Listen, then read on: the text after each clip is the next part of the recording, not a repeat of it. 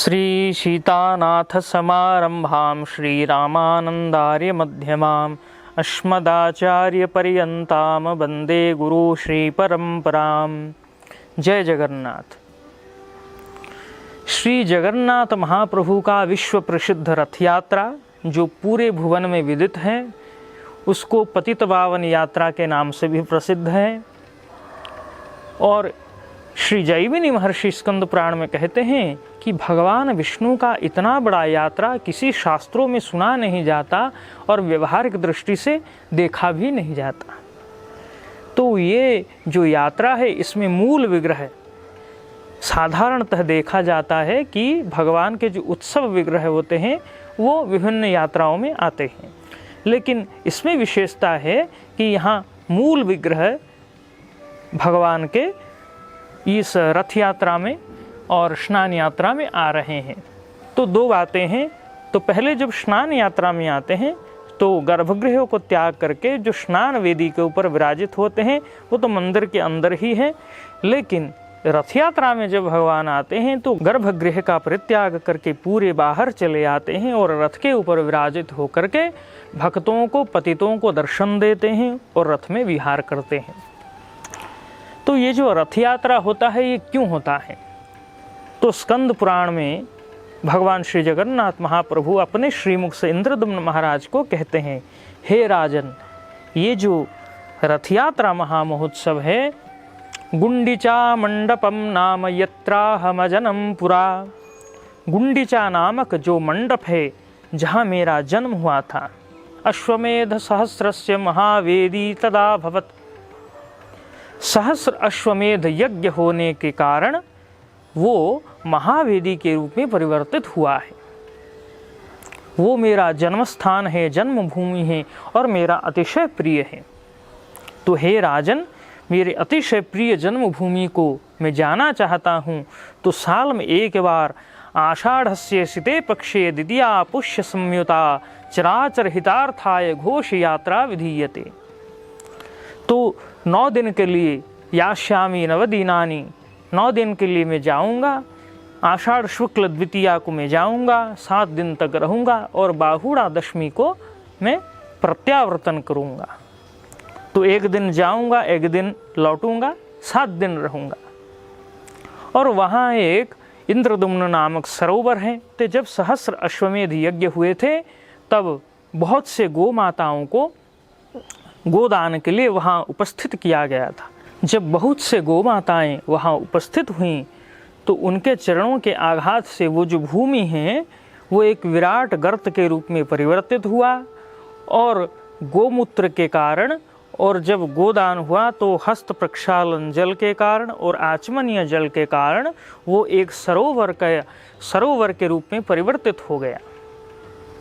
और श्री जगन्नाथ महाप्रभु ने अपने परम भक्त, परम उपासक श्री इंद्रद्युम्न महाराज के नाम से उसको नामांकित किया है। तो इंद्रद्युम्न सरोवर के नाम से वो विख्यात है। आज भी उनके दर्शन होते हैं। और जब श्री सहस्र अश्वमेध यज्ञ हुए तो श्री देवर्षि नारद ने यज्ञ नृसिंह भगवान की मूर्ति और मंदिर की प्रतिष्ठा कराकर उन्हीं के सानिध्य में ये यज्ञ करवाया।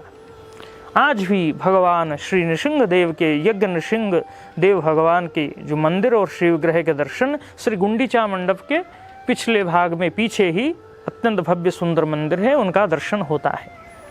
श्री गुंडिचा मंडप में तो इसके कारण समग्र पृथ्वी में जो 3.5 करोड़ तीर्थ हैं वो स्वयं आकर श्री इंद्रद्युम्न सरोवर में प्रविष्ट होते हैं और उधर वास करते हैं 7 दिनों के लिए। तो विधि ये है कि इंद्रद्युम्न सरोवर में स्नान करके श्री यज्ञ नृसिंह भगवान का दर्शन करके फिर गुंडिचा मंडप, महावेदी मंडप, यज्ञ मंडप स्थित श्री जगन्नाथ आदि चतुर्धा विग्रहों का दर्शन करना चाहिए। श्री जगन्नाथ महाप्रभु कहते हैं, 7 दिन रहने के समय जो मेरा वहाँ दर्शन करता है महावेदी के ऊपर, वो मेरे परम धाम वैकुंठ को प्राप्त होता है। और दिवस भाग में मेरा दर्शन करने का जो फल है वो रात्रि काल में, अर्थात संध्या से लेकर रात्रि के भीतर वो 10 गुणा वर्धित हो जाता है। 10 गुना ज़्यादा फल मिलता है, पुण्य फल प्राप्त होता है।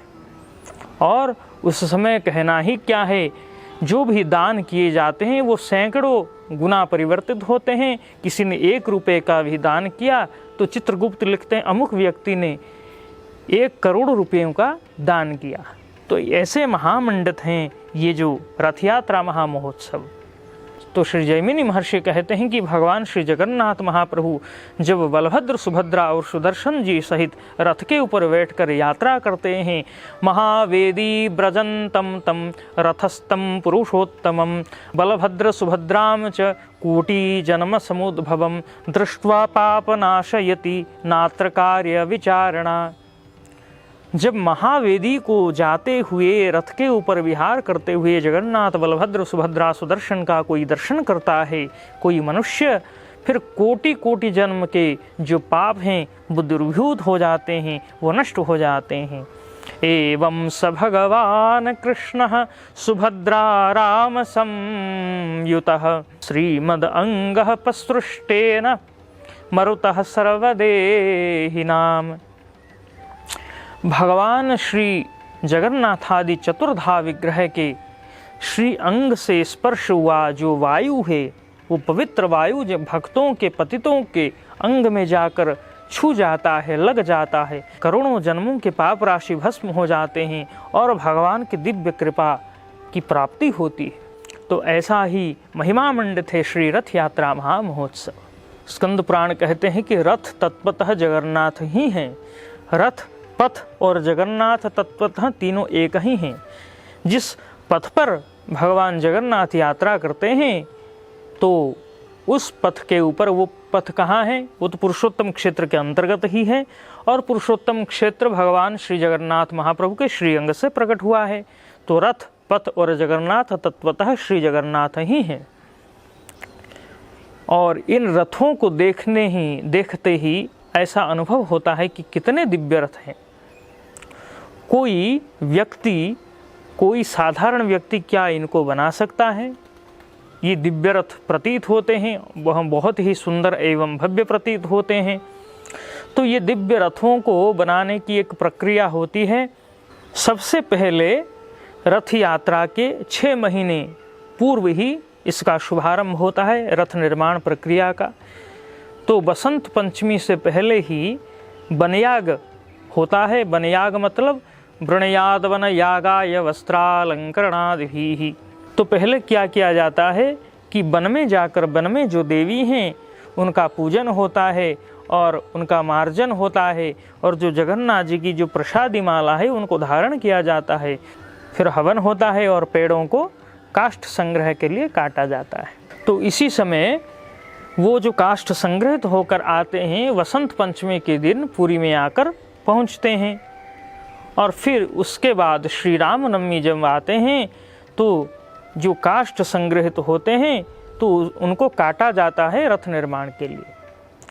फिर जब अक्षय तृतीया आता है तो श्री जगन्नाथ महाप्रभु के उत्सव विग्रह श्री मदन मोहन, श्रीदेवी, भूदेवी एवं कृष्ण बलराम सहित के प्रत्यक्ष सानिध्य में हवन होता है, पूजा होता है और 3 आज्ञामाल, प्रसादी माला आज्ञामाल के रूप में व्यवहृत होता है।